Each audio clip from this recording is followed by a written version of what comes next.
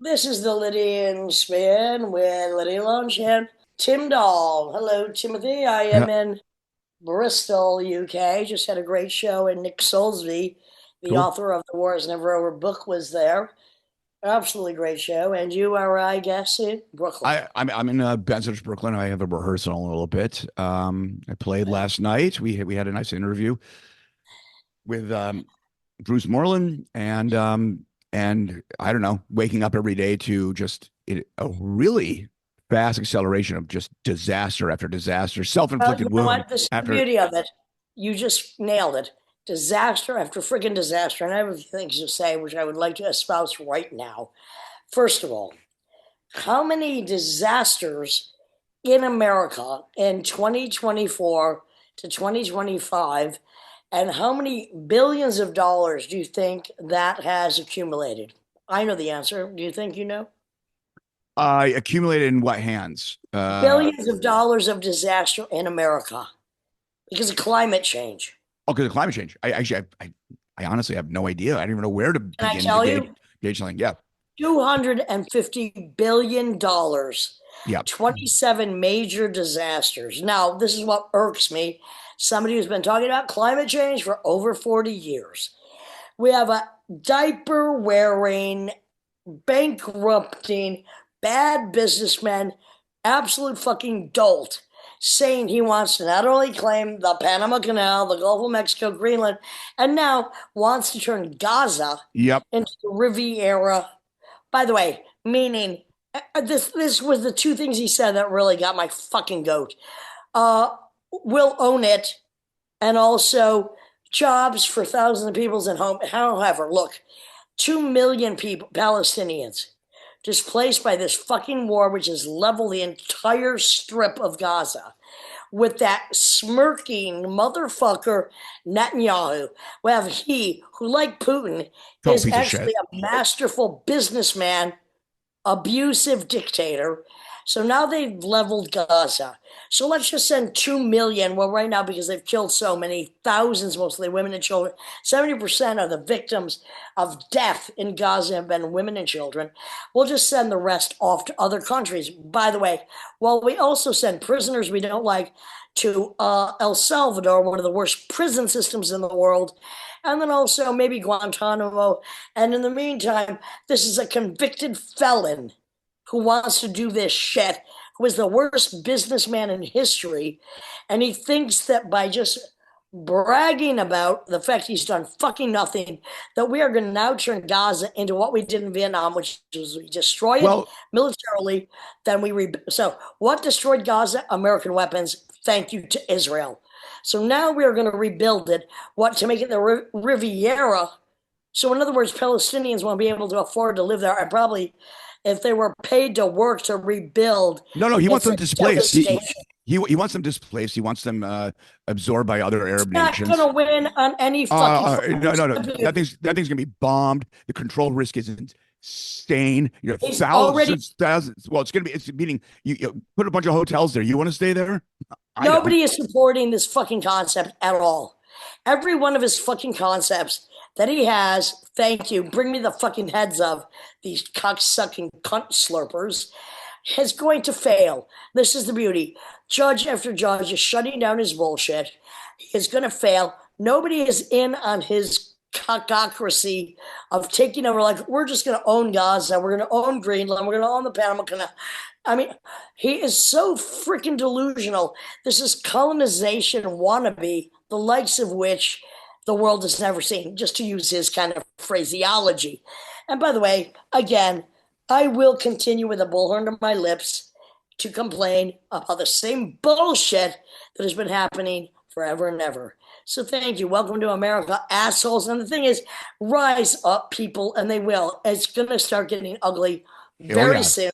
I And mean, this was he's Kushner. not going to This was win. Kushner's. He's This not was going to win. no, no, no. This was Kushner's idea actually a while ago. He was kind of floating that Gaza idea. Another There's also fucking oil son of there. a criminal. Yeah, yeah. No wonder There, they got along. Trump, son of a criminal. Kushner, son of a criminal. And by the way, Ivanka or Ivana or whoever, where the fuck are you? Melania, you got nothing to say because what do you fucking care? You didn't even suck that much dick to get where you are. I say, bring me the heads of both Zuckerberg, Elon Musk, Trump, Netanyahu, and Putin. They all got to go. And you know what? I hope the Middle East rises up, and they are. They don't want any part of this bullshit. No. All right, so now we've destroyed a whole fucking area and displaced almost 2 million people. Oh, just send them off elsewhere? What the fuck are Well, you? they're just gonna be It's exactly what he did when he had housing projects in New York, which he wouldn't let black people or brown people move into. It's like he thinks he can apply that same concept to whole countries, to whole peoples. He's well, gonna fall. the only brown people he likes are his brown shirts that he's building, and he's And the only immigrants he likes are those he likes to fuck. And by the way, come on, Barron, step up to the plate.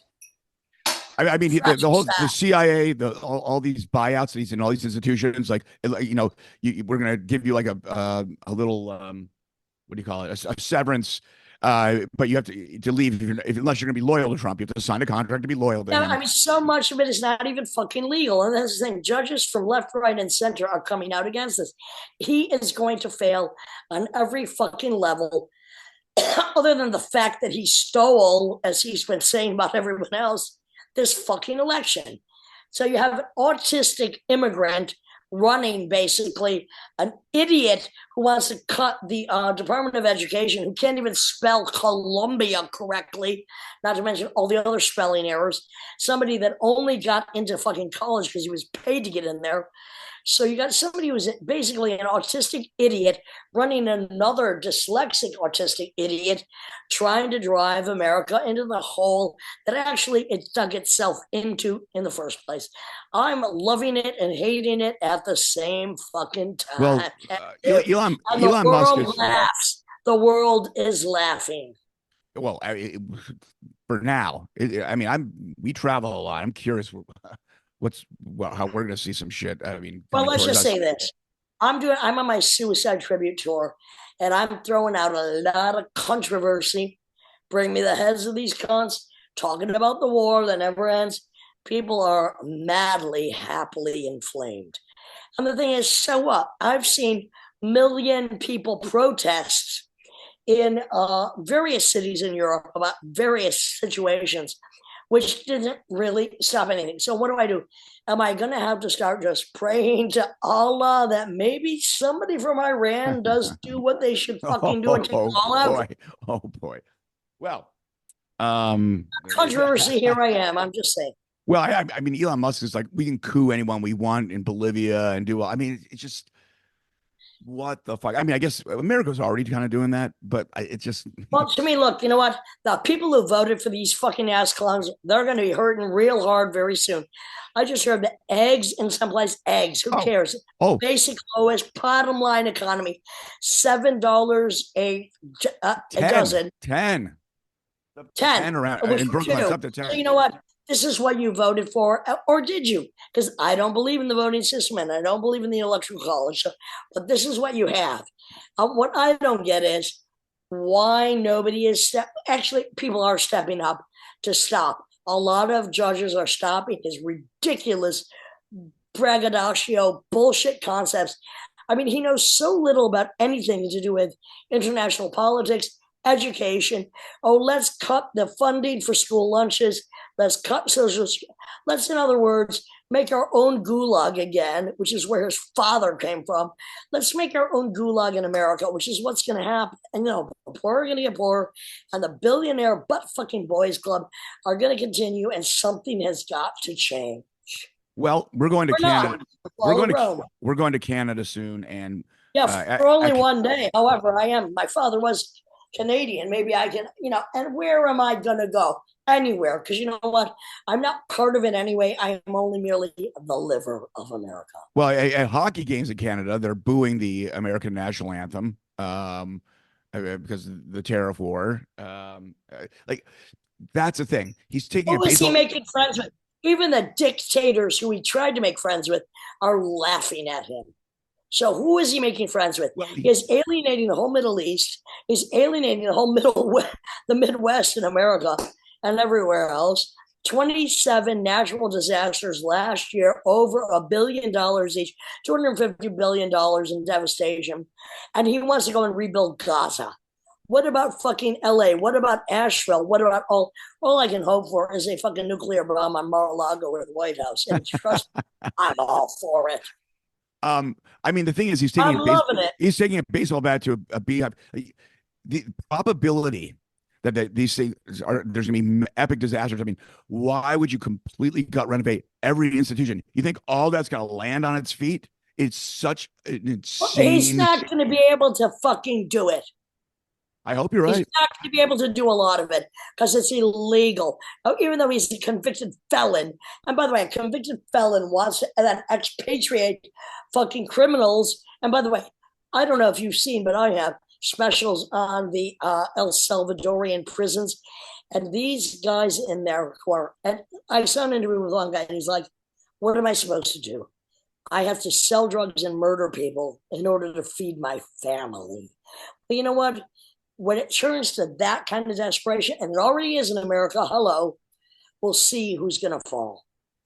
Yeah. Whatever he throws against the wall, he hopes something's going to stick. Everything he's throwing out now is failing. Yep. Hallelujah.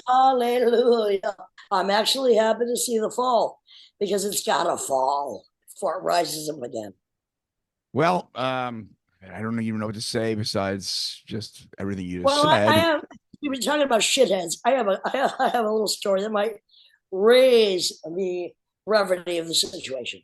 Okay. Finally, for the first time ever, a woman has been indicted for cyber harassment via farting. Now, we've been talking about shitheads, so we might as well end it with farting. A woman who was cyber stalking her ex-boyfriend by farting down her phone and sending him the messages, which just makes no sense at all to me. But however, there you go, has been indicted for this. First case of cyber farting. But then again, we got shitheads running the country. We have assholes in positions of power, full of shit news reports. Well, what do you expect? Cyber farting? No biggie. Yeah. Oh, boy. And by the way, I'm sorry, that's not a very eloquent or elegant introduction to our guest. No. But, you know, he had his own bullshit to deal with, and he came out actually kind of smelling like a rose. Yeah. I mean, Bruce is smiling. I mean, Bruce Moreland, Wall of Voodoo, played with the Weirdos. Nervous Gender helped establish the Masque. So much on the scene in the LA punk and alternative music scene, and horrible heroin addiction, and the loss of her brother. And at this point, like we have to do, like I encourage everyone to do, as opposed to being remorseful about the shit pit that our country is becoming, laugh at the atrocity. This has been predicted. It's all been on the table before. It's happened always, constantly. You have to laugh at the stupidity of what we're now in the trenches of. And you know what? The last time a bomb never dropped in America, well, you know what? You might have to prepare for that. But in the meantime, we're going to have climate bombs dropping, as we have repeatedly. And in the meantime, you better enjoy yourself. Have a good fucking time. Love your friends. Have some sex. Maybe do a little whatever. I'm just saying. Tim Dahl and I know how to enjoy ourselves because we love or not to see Rome or America fucking burn itself out. It was a lie to begin with, and the lies are just accelerating. And for some reason, as a pathological truth teller, I kind of enjoy the spectacle. By the way, Tim Dahl, yes. I am so happy to know you and have you in. Well, likewise, and I'm looking forward to our little week on the road. Yeah, tribute to Murderous again. I can't wait. Yeah, and we'll.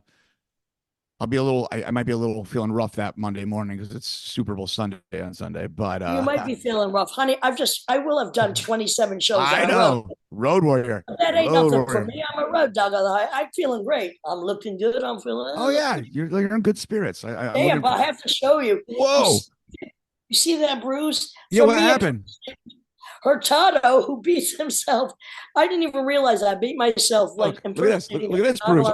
I woke up with I, this bruise, and I don't even know where I got it from. all right, so you have a bruise on your forearm. I have a bruise the size of On an your Easter egg on my tit that's yellow and purple. well, you just whipped out your tit. I thought maybe you had this areola that just got out of control, but no, that's a giant Oh bruise. no, there we go. Oh my God. I know you're the only one who got to see it, but anyway, nonetheless, I have an Oh Easter man. size yellow and purple bruise from impersonating Hurtado, his suicide double L and Vega routine behind me.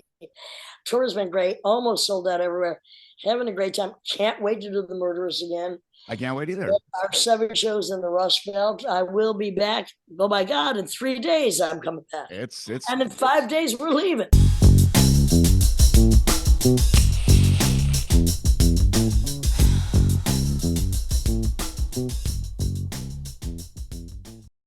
This is the Liddy and Spin with Liddy Lunch, Tim Dolan, Bruce Moreland. We're all in separate places. I'm in near Heathrow in London. I just came off my set with the Suicide Tribute with Marc Hurtado.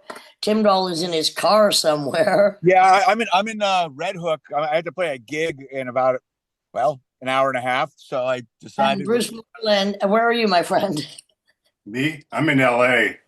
All right. So Bruce is best known for Wall of Voodoo, but many other outrageous and outlandish things having to do with the LA music scene, starting very early on with, and also playing with the Weirdos, which was, of course, part of my group 1313, one of my favorite things I've ever done. Yeah, Dick But also Stanley. working with the Masque and so many other people. So let's start at the beginning. What caused you at one age and with your brother or not to decide, yeah, I got to do music? Well, we had a really young mom. She was only 17 and 18 when she had me and my brother, and she was into James Brown and soul music and stuff like that. And she got us into soul music, and then we started branching up. We were really early, 10, 11, 12. We were really into the 60s. Sunset Strip, bands like Shadows of the Night and stuff like that. Seeds, Electric Prunes. So that was like a big influence for us. And then I when want to go Jimi back to Hendrix, James Brown for 1 minute, though, because I have to say, as a 6-year-old, James Brown on the Ed Sullivan Show, next door neighbor who was a 6-year-old black boy would do a James Brown impersonation. oh And wow, I was thinking it was the first time anybody ever flirted with me, but the black music, especially protest music of the 60s, very important to me. So yeah, carry very on. important to Mom is us. into James well, Brown. well, What a good well, well, well, start. well, Bruce, because we're bass brothers. Yeah, My mom was into James Brown too, and all she right. wasn't a huge music person, but she was from Philly, and she would take the train up to Harlem and see James Brown at the Apollo in the '60s. So Yeah, that yeah, was my backdrop too. my mom's used to see him over here in El Monte at the El Monte Legion Hall, and you just see the San Gabriel Valley here, a little 200 or 300 seat place.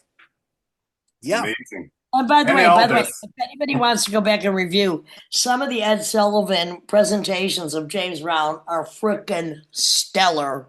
they And they're on are. like Pluto, they're online, they're free, they're out there. Because really, he might have. I feel like I am now one of the hardest men working in non rock and roll, but let's face it, he was a master. Yeah. well, And not just start with not that. What's interesting is getting inspired by that kind of music, but then totally our soul is a bit different than the soul music. Yeah. I mean, Bruce, this is about you, but I want to make one point, which is more profound than most people realize about James Brown, is the collective experience of, say, popular music. With big band swing, which is the popular music of the 30s, it's most of it's in 4/4 time, not all of it, most of it is, but the pulse is on the 2 and the 4. And James Brown pretty much, in terms of the palette of pop culture, switched it to the 1 and 3. And it Yeah. sounds really simple and stupid, but that's kind of huge in terms of all of society hearing that pulse. Yeah. And Sex Machine. totally Fans of teenager all of it. Bootsy. I Yeah. mean, the thing is, coming out of what James Brown came out of, like what living or working in a brothel when he was just a child, absolute poverty, but having this genius, which is interesting because a lot of people that have come out of trauma, bad situations, weird, whatever, we find that genius, we find that token thing that is going to propel us into what we need to do. So, all right, you're listening to James Brown and then 60 Psychedelia. Is that Yeah, right? 60 psychedelic electric prune seed stuff like that really spoke to me. I mean, the look, the just the way it just, normal mothers, my friends' mothers, would just, just say, "Oh, you can't see those bands. They're just those are those, horrible people. They're into drugs and stuff like that." It just made me fall in love, and the whole luck in the sound and stuff. So that got us in deeper into music. And then my brother who's Marc Moreland, who's a guitar player for Wall of Voodoo, he and the Skulls, and with me, Nervous Gender as well. He got me he was 1 year older, so he got me playing music too. Taught me how to play bass. He played guitar. He taught me how to play bass at like 12 years old. And then So 12 years old. What year is this? uh, I know. How do we even know? 71. Wait a minute.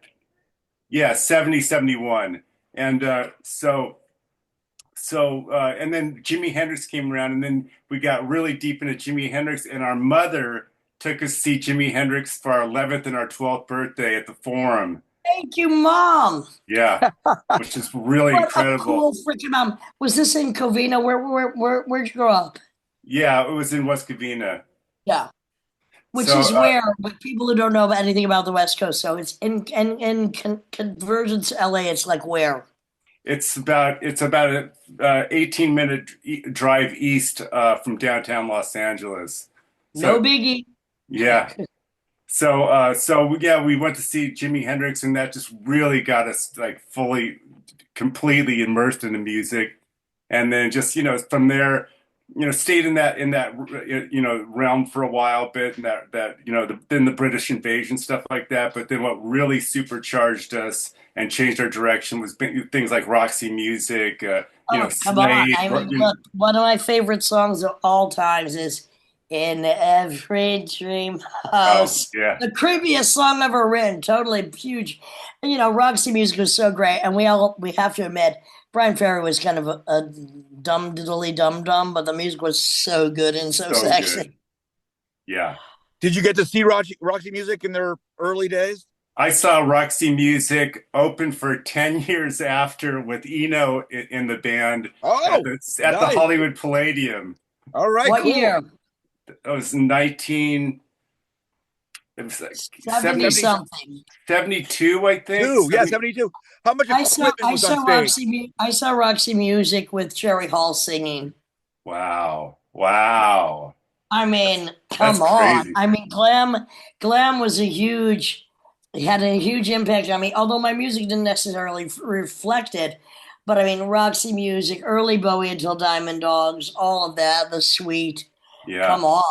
And then So that was my next glitter show was the Spiders from Mars at the Hollywood Palladium that same year. Yeah.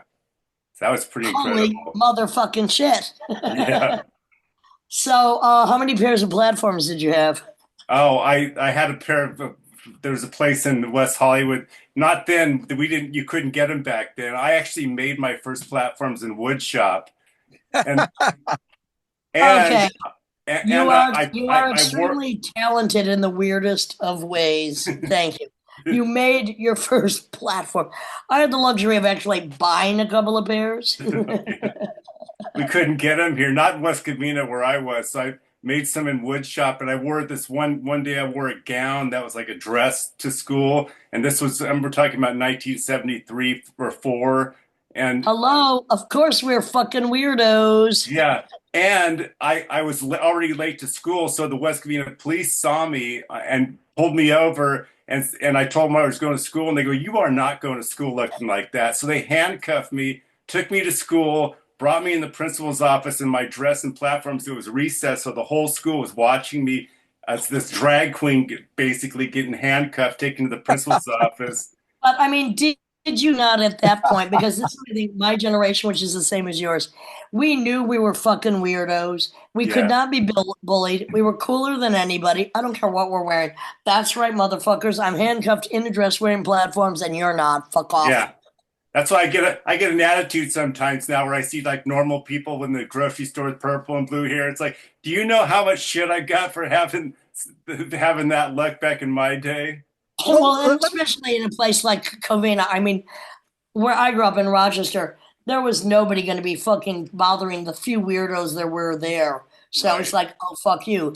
But I think it really, growing up in that era when glam was our identifier at that period, Yeah. and we knew we were weird, set us on our path, even though it might not have been reflected in our music, it was reflected in our psyche. so there's Yeah, a question exactly. towards both of Yeah. you. There's a question towards both of you because you know you say you go into a store and you see someone with blue hair, and what do you think? Of course, we're all happy that all these things are accepted more. But what do you think when you have these younger generation kind of just being dismissive or even ignorant to the warriors that brought it and like, oh, you're clowns and we actually are the real deal. And I mean, you see that some shit sometimes. I mean, Nah, look, doing concerts as often as I do and seeing so many new generation, whether it's goth, punk, weirdos coming up, all credit. I'm glad they're out there. Yeah. I don't pay attention to any of the other fuckers. I don't care. which besides cops handcuffing you and humiliating you and dragging you to the principal's office, did other kids or other people fuck with you just because of your fashion?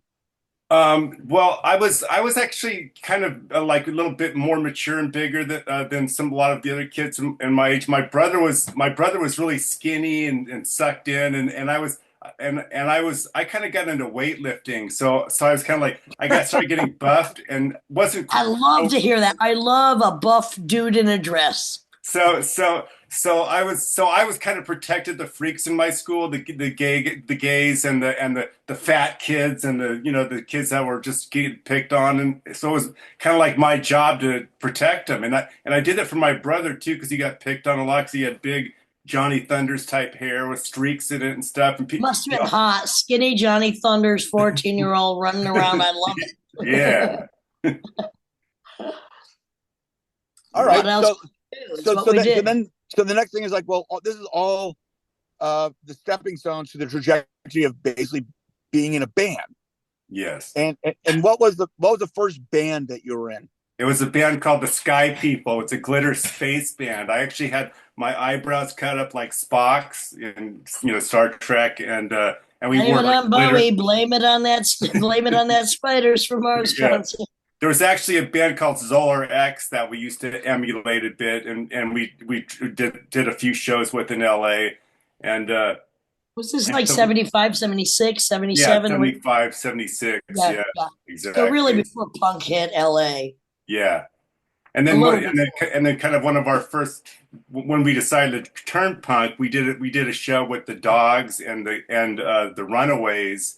It was around 76, and then both bands loved us, but then but then right at that time we wanted to be more like them, and so we started changing right around that time. Well, Interesting. that's it. Look, we're musical schizophrenics. I mean, that's the beauty of, I think, being inspired by what we were inspired by. I mean, being Yeah. inspired by Bowie, it was a musical chameleon, certainly put me on my path to being a musical schizophrenic, right? Yep. So then punk's coming and all. What if you had to classify Wall of Voodoo? What would you classify that band as? Well, it's interesting because we were very different. I mean, Stan Ridgway and the keyboard player Chaz were kind of more. It's hard to say what they were.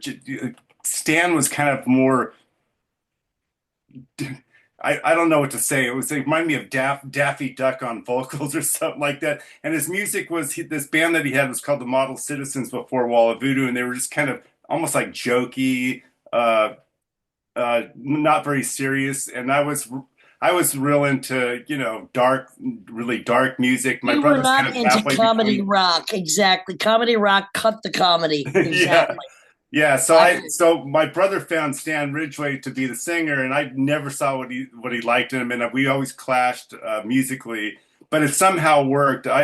So in the beginning of Wall of Voodoo, I was really listening to a lot of classical Beethoven and stuff like that, And then so I switched from bass to keyboards, well, back and forth between bass and keyboard. So I was just playing simple little like Beethoven melodies on the keyboards, and then my brother was at the time listening to a lot of Johnny Cash and and stuff like that, and Brian and Robert Fripp, and Brian Eno and stuff like that. So he kind of brought that country spaghetti western sound on a guitar, plus the Wall of dirty. Voodoo, considering the time it was done, it did kind of. I mean, there were any number of bands that stood in their own territory, and Yeah, Wall of Voodoo was one of it. Because even though it was coming up when punk or whatever was coming up, it had its own terrain that it was yeah, covering.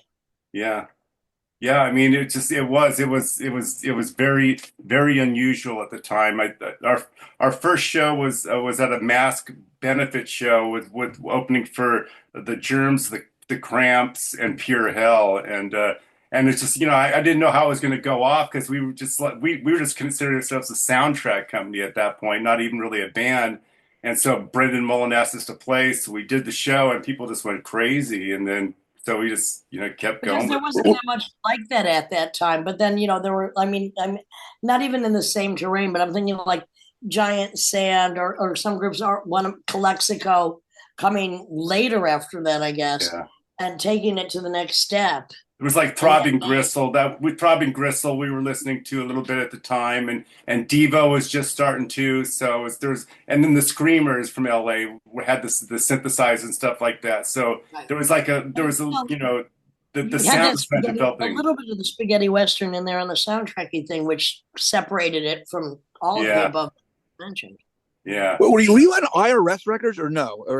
Yeah, we were on IRS records. I mean, when we were first started. We tried to we got invited Chris Stein from Sire Records, Seymour Stein, and he Seymour fell Stein, yes. asleep listening to us. He nodded out on dope, so we woke him up and sent him on his way. And then we just started putting out ourselves, so on Index Records. But then Miles Copeland heard it, and then just heard a cassette tape Decided and to rip signed you us. off or what? He said decided to rip you off. Yeah, yeah. I mean, So I mean, yeah, so so yeah, you but decided to do definitely Yeah, exactly. just come on. They but were but rip you off. were in that classic Miles Copeland documentary, Music War. What is it? Urban Music War, yeah, Yeah. And was Iris basically like a money laundering, for like police money? The Go-Go's were brought in, and all these other bands were brought in that were in LA too, right? So, yeah. I mean, they had the Stranglers, they had Magazine, they had some good bands, and Magazine, one of my favorites. I yeah, love mine Magazine. too. And Absolutely. then they had some the Damned at one point on there. They had some good bands, but then once they signed REM, everything went to shit because then they just wanted their whole catalog to be have hits like REM. Yeah, exactly. Excuse me. interesting. Yeah, interesting, but not. So, I mean, do you ever run into Miles Copeland anymore? I mean, he's Wait, hang a minute. Did you ever get a royalty check from those fuckers? Better question. No, not really. No, We had to really no. work to get any money at all from a And let's major. face it, look, Wall of Voodoo, I mean, it was a very known band at that time. I mean, it came up quick Yeah, yeah, and it so you and took guys, off. money. but you guys had steady rotation on early MTV before you. It didn't reflect what you guys were selling, but you had a lot of exposure. Was it Yeah. because you had a good video, or how did that? Why did MTV say yes? I want to push this. Well, yeah, I think it was the nascent days of MTV when it was actually about music, and there wasn't a lot of music to choose from, a lot of videos, and we just happened to be in a position at the time to have a video out to go with the couple of our early songs, and yeah, it took off. It took off. That really did help us with MTV, but there was no money from MTV that you didn't get like you were getting All your royalties on record things. labels or anything. It was all Right, a basic but you got stuff. Yeah, tour. You probably got bigger tours because of that. we got well. Our first couple of tours from our first couple of albums were really just really low budget and were money losing tours because Miles it just wanted his bands to tour, even in places that didn't even have the records yet. so we were just losing money, first two tours, and then Losing your own money. yeah. And so anytime that we made some money, it was like, well, we're gonna have to, you guys owe us this much from this last tour, yeah, or you guys owe us from the recordings, and yeah, No, and I have to say, Bruce, I'm very lucky. I was never involved in a record label like that. yeah, Having owned all my own shit from the beginning, I was more likely to rip off smaller record labels because I knew they would never sell my shit as much as I yeah, would. And then just owning everything because so many bands at that period were offered crap and really might have had their names, elevated somehow, but never got the money they fucking deserved because they were being ripped off. right, yeah, But yeah, Bruce, so there's we still got a lot. Wait, who owns all of the Wall of Voodoo stuff now? Miles Copeland. Universal Publishing actually owns the Oh, rights to it. right, exactly. Yeah, exactly. They bought everything. What, like 20 years ago? They bought up all this shit, right? Yeah, so we've been trying to wrangle it back ever since then, and it's just so hard. It's just this big wall of corporate Oh shit! bullshit Yeah. that you can't get through the other side of it. That it's a big And you'll runaround. never get an answer, and then it's somebody else. And I don't know how I was lucky enough to just insist I always owned everything from the beginning. And then again, it's not like there were so many sales from what I was doing because it was always just too abstract. But Bruce, I fucking own it. Bruce, wasn't that Miles Copeland basically selling himself to himself? Wasn't he the head of Universal something when that whole sales went down? Like he basically negotiated the selling of all these things, and yet he was in the position to buy all these things. Am I wrong? Yeah, that's not the only conflict of interest he had. He was our record company owner, but he hired our manager too. So our manager was an employee of Miles Copeland. So anything we negotiated was we were negotiating through his own employee. Yeah. Such criminal bullshit. Such That's absolute criminal crap. And Yeah. so many bands at that period got locked into this kind of, really insulting, but no different than any time in musical history when Yeah. everybody has been ripped off. Yep. Do you think you would have, if Seymour Stein went with you? You think that would have worked out better?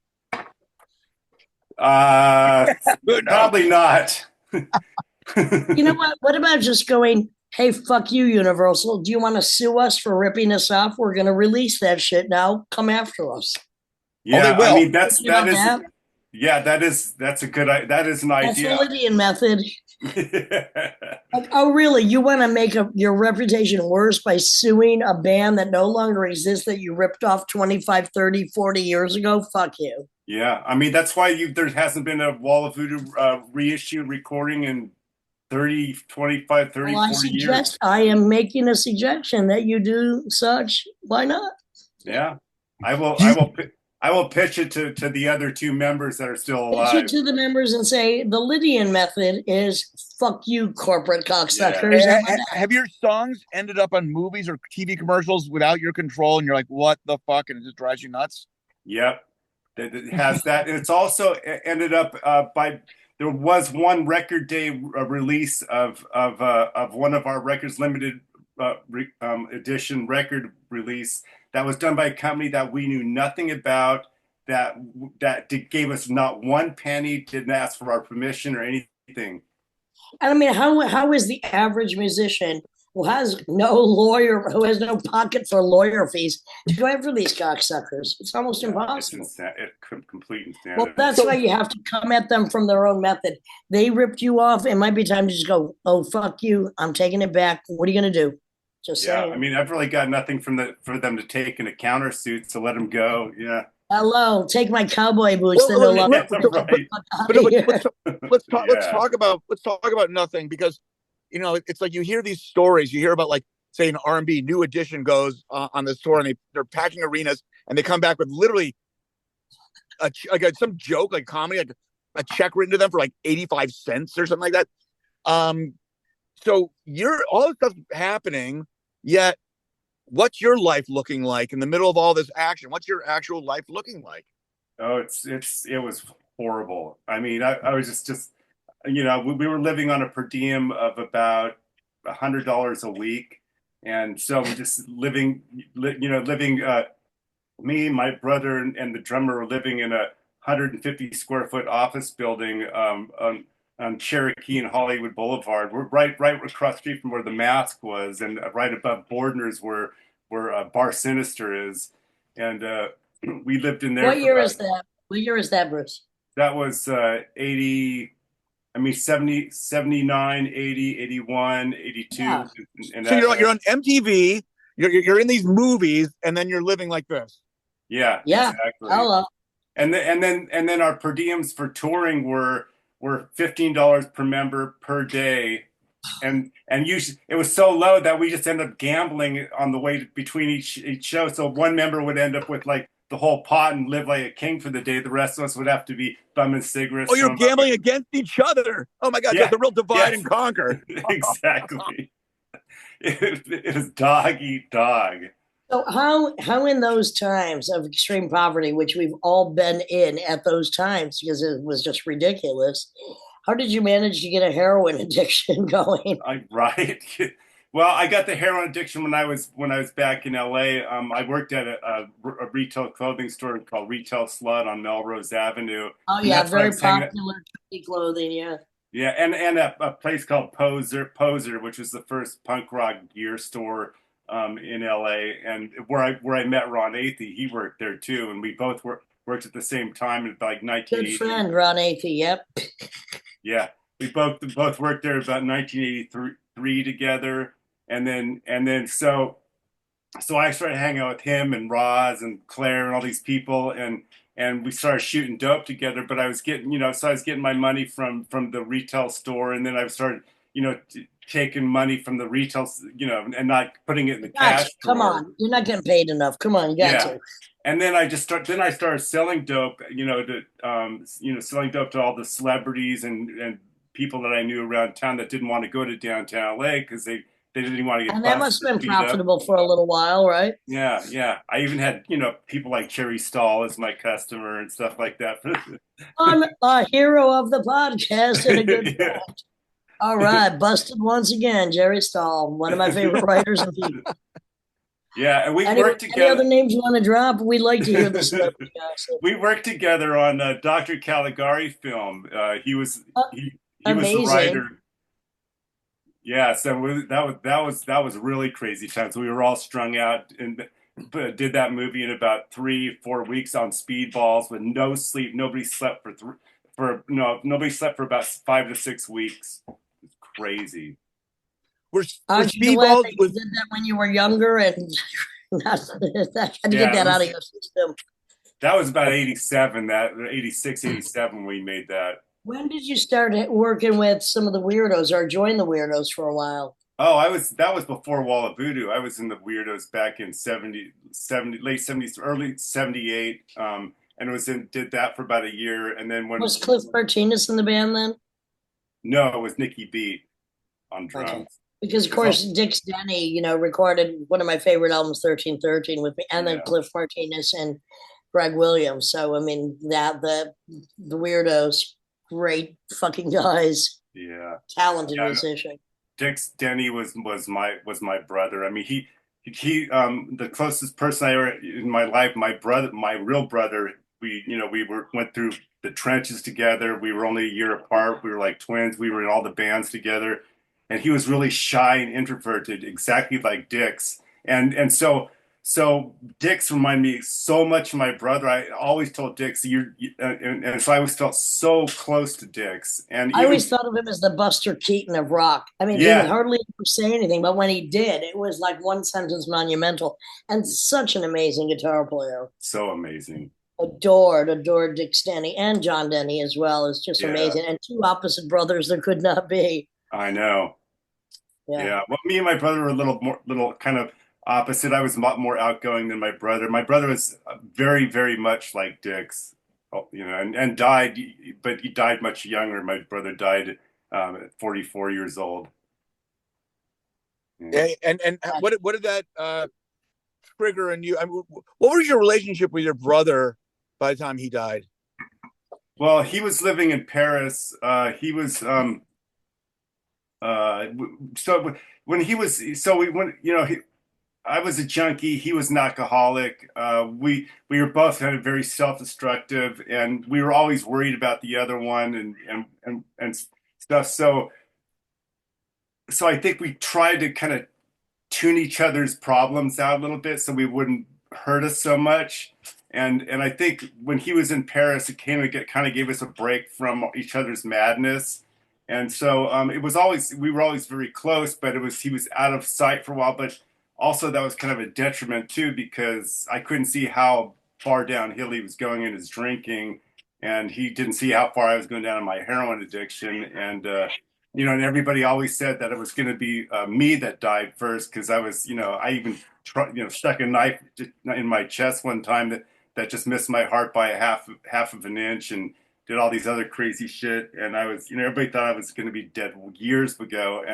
But it was actually my brother who passed away from cirrhosis of the liver. So and tragic. it was really difficult. Yeah. Did that help you straight out at that point, or what? What's that? Did you get straight after your brother died, or? And I got straight just before like the year before he died. Yeah, 1 year. Yeah, I did about a year and a half in prison for. It was like I was in and out of. This is like in the '90s, so I was in and out of jail from the late '80s to the late '90s. I did 6 month, 9 month, 1 year stints and For stuff what? like that for all the dope shit, and then so I got the last time I got out, I got clean after that. Yeah. Because enough is enough. At a point, it's enough is enough. Yeah, exactly. That's it. Well, but the last time I did get out of jail for doing the almost a year and a half, I did go straight downtown and bought some crack and started smoking some crack because I couldn't. There's no more veins to hit anymore, and then I just did that, and I was like, "Fuck, I can't do this anymore," and I got out of town. How long have you been? How long have you been not doing the crack or the heroin or the alcohol for?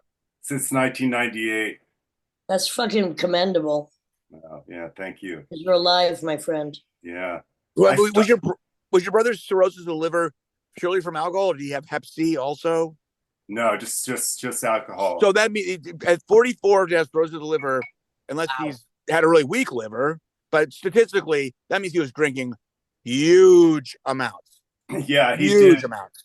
And I remember we used to tour. One time I think I'm not going to blame Brian James for it, but when we were touring with Lords of the New Church, and Brian would you can't wake up with a hangover. He would always have a bottle of Jack Daniels next to his bed and start downing Jack Daniels first thing in the morning. So my brother started doing that on the road with Lords of the New Church, and it's from that point on, it was just from morning till night that he was drinking. Mania. Yeah. Have you written a book about this shit yet? Yeah, I'm actually written a book. It's supposed to come out on Punk Hostage Press in about as soon as they clear their publishing slate in about a year from now. Fantastic. No, it's very important, I think, that people know the stories of not only the devastation but also the recovery and just the need to go on and the loss. Yeah. It's very important. Well, so it's interesting because let's go back a little bit about making platforms and woodshop and just your obsession with glam. By the time glam metal hit LA, you were kind of already through your glam phase, at least the initial one. How did you view that? And of course, you worked with a drummer of Great White. So, I mean, you had a crossover and you were living in LA. So, of course, you're intertwined with that community. But were you like, you guys are a little too late on this? Or what was your reaction to that? Well, you know what? I didn't really have that kind of attitude towards it. I thought it was kind of fun because at the time there was a lot of genres living in kind of parallel with each other in LA. You had post punk starting, you had death rock starting, you had cow punk starting with Tex and the Horseheads, Gun Club, and stuff like that, and then you had other kind of metal like with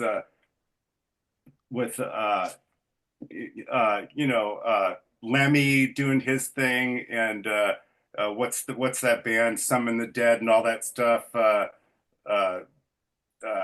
can't think of them, but there's all the stuff going on, and then you had the glam stuff starting up with Guns N' Roses and Poison and The all bad those glam shit. The bad glam. Glam metal. Yeah. It's funny you bring this up, Bruce, because money's being made and it's kind of harmonious in LA, but once it leaves LA, it's pretty tribal. Like the kids on the East Coast that were listening to LA glam metal were not hanging out with the punk rockers or post-punk rockers. It was, I mean, I guess kids are really dumb that way and they are vulnerable to marketing. But yeah, I like hearing those stories that basically, yeah, people are making money, or some are at least, and they're kind of just like, hey, okay, we're just because as I was saying, you worked with a drummer of Great White, of course. Yeah. That was the Sky People band. That was before, before we started the whole punk thing. But like I was saying, there was like there was the one club, Tame Me Down had a club, from Faster Pussycat, and then Vinyl Fetish. There was the Fetish had their club, and they played some of that stuff. So they played some cowpunk, they played some glam stuff, they played some post punk, some punk. Some that was a real mix. Vinyl Fetish, every especially Joseph and Henry, they were like classic, promoters of all kinds of stuff with both records and the club stuff they would do. Yeah. Yeah, they were very good friends of mine. I'm very close to Joseph and Henry. I was very close to him and spoke at his memorial and was with him when he died too. They're just very dear to me. Great people. Were you, being as young as you were when you first really got into music, were you hanging out ever at Rodney Bingenheimer's club? Very early on, yeah. It was Rodney's English disco, yeah. What a predator! What a scene, though! What a scene! Well, I used to see Kim Fowley all the time, and whenever I was hang out with him too at the Starwood in the early days when it was run by the Eddie Nasrullah, and all the mafia over there at the Starwood, Let's just remember that Eddie Nash and the whole go back to Boogie Nights or Wonderland murder scene. And by the way, John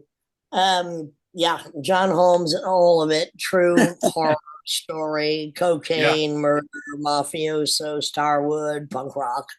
I was there. I was at that Wonderland house. It's a great film, Wonderland, especially if you get the director's cut where they have like the police photos of it all. And also, did you know that Chuck Negron of Three Dog Night was supposed to be there the night of the murders? It was one of the only nights he wasn't there, and I think his wife might have found the bodies. Whoa. Chuck Negron, rehab 18 times. One of the best rock bios. Three Dog Nightmare. Horrifying. I got to read that. That sounds great. It's really second only to Papa John Phillips' book, where he reveals everything and there's still more to know. Yeah. But here we are. As a musician, would you consider yourself a bass player or just whatever instruments in your hands kind of musician? Yeah, it's mostly a bass player, but in my band Ravens Moreland, I play. I sing. I'm a lead singer, a co-lead singer. I play guitar. There was like a few years where I just played guitar and sang. Now I'm back to playing bass and singing, and then I played the keyboards. So when I record, I play pretty much everything, and then bring the musicians in to play. So what's the sound of Ravens Moreland? Then what's the sound of your latest joint going down? It's darker. It's kind of like a cross between Big Black, Ministry, Killing Joke, stuff like that. Sounds fucking great. I love Killing Joke, and I certainly love Big Black. Yeah. When they were going. Like yeah, so it's definitely dark. Do you tour much? Or like what do you do out there? What are you doing? Where are you? You're in LA. What are you doing with Ravens Moreland? I mean, recording. Do you tour much? What do you do? Yeah, no, don't tour much at all. There's just no money in it. And there's, at my age, you just don't want to do these low budget tours that are going to kill you anymore. I mean, I give you all the credit in the world for doing what you do. I'm a road dog, baby. I'm just doing 20 shows. Well, I mean, Bruce, a lot of my tours, I'm making music that 99.999% of society hates. So it's kind of like it's a little bit of a challenge. We'll see where it is in a few years for me, but I kind of love touring, and I guess because I'm not on the West Coast. Road dogs. Now, Tim, we have to be on the road. But Tim, how about this? I just realized I'm going from the suicide tribute, 20 shows in Europe, to one day off and going on a tour with Tim and Matt Nelson, Murderous again. So I'm going from suicide to Murderous again. Wow. Yeah, which is a two-piece improv with spoken word with Matt Nelson and Tim Dahl.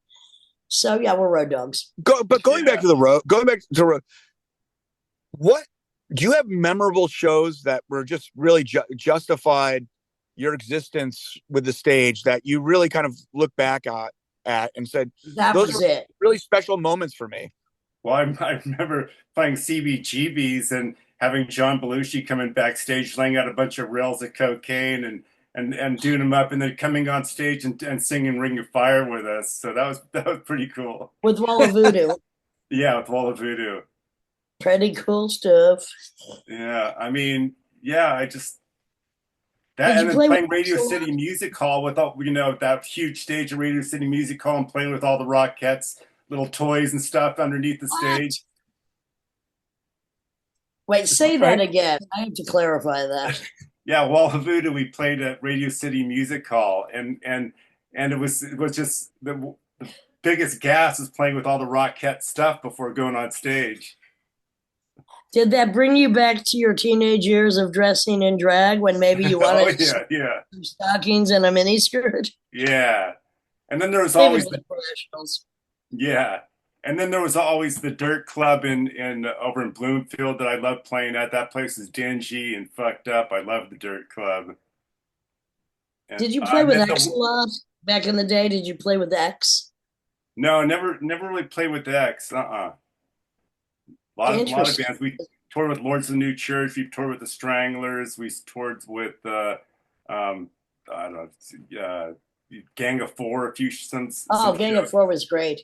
Yeah. Enemy Stranglers, Golden Brown, Oh some to yeah. heroin.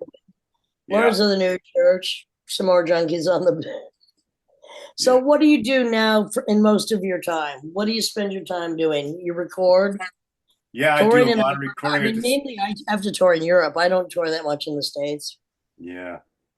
Yeah, I record mostly, just record and write, and then I'm also work. I can't I since I don't have any never had a family that left had any money or Yes. parents or anything like that, or Hello. and Wall of Voodoo never made any money, so there's nothing to retire on or anything. So I have to work. I'm my age. I'm actually a hardwood flooring contractor, so I have to go pound floors and Always need new floors. yeah, so I have to pound and refinish floors all day, Well, you break my know what? I guess the business is going to be really good now that the unfortunate disaster that was the wildfires of LA, you might be actually making a lot more money than you ever expected, my friend. yeah. Well, last year was horrible. I had like two jobs the whole year, so I could use some work, but it's just hoping my body makes it another couple of years because I'm not getting any younger. Well, you know what? I suggest get that book out and maybe spoken word tour, and I'm down on it with you, my friend. Yeah, totally. Yeah, it sounds great. All right. I dragged Jerry Stoll on tours. I dragged Hubert Selby. I've dragged some of the best and the worst. You could be next, my friend. All right. Anything else, Tim Doll? You No, got to I'm get glad. I I'm just glad. got off again. No, I met Bruce when I was doing accompanying you, Lydia. Yeah. Yes, Tim. And we just got along, and we were thinking like, who should we have? And I was like, oh, I remember Bass Brothers. I remember the bass players. So we like to do trade secrets and just talk Yeah. about some fun stuff. We're not so vibey with each other and like other instrumentalists, but so it's just like, oh, that's a cool angle.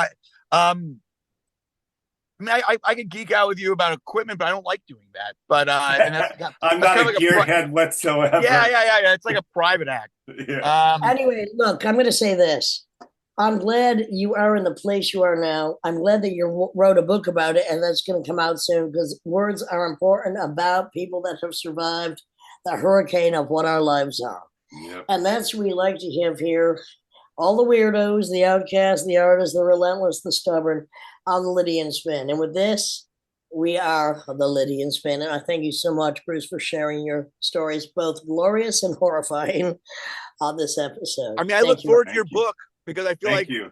You got a million stories that we barely scratched the surface. And well, we'll bring you back a read from it when it's out. Oh yeah, sounds great. Thank you, Bruce Moreland. thanks for giving us your time. Thank you. Or any number of weird bands, LA soundtracks, ripped off forever. Maybe finally we'll be paid back. Yeah. Spoken word, my friend. Trust me, I know.